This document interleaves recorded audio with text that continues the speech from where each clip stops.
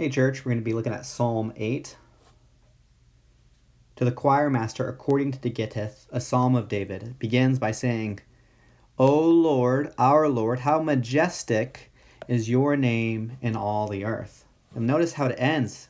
It says, O Lord, our Lord, how majestic is your name in all the earth. So this psalm is framed by highlighting and emphasizing the majesty of God and how he is majestic and holy and glorious in all of the earth.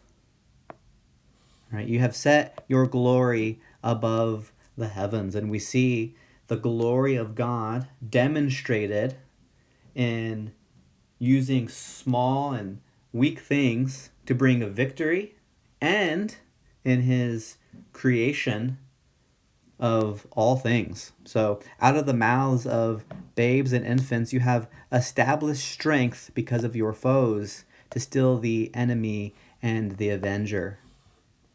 Right? God's strength is highlighted as he uses weak and small things to bring about salvation and redemption.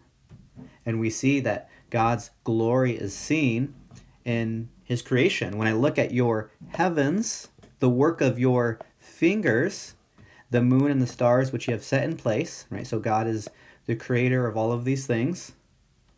The psalmist wonders, in light of the majestic power and character of who God is, that God is mindful of humanity and has crowned him with glory and honor and has tasked him to spread the glory of God throughout the whole earth as they take dominion, reflecting on Genesis 1 and 2.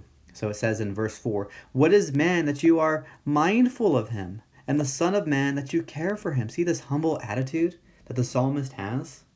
They see who God is, and they are filled with worship as they reflect on how God cares for humanity. And that should be our attitude too. When we see who God is, we are humbled.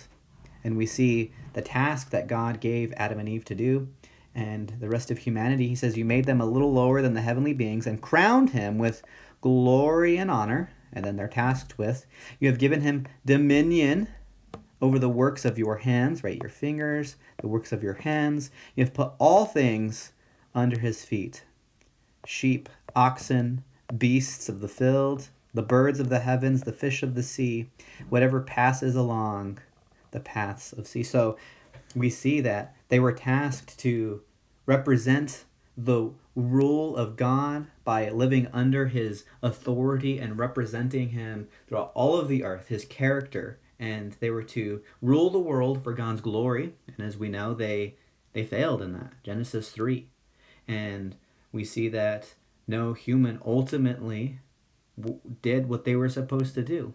And that's what Hebrews chapter 2 comments upon. It ultimately says that Jesus, the second person of the Trinity, entered into human flesh and did all that Adam failed to do.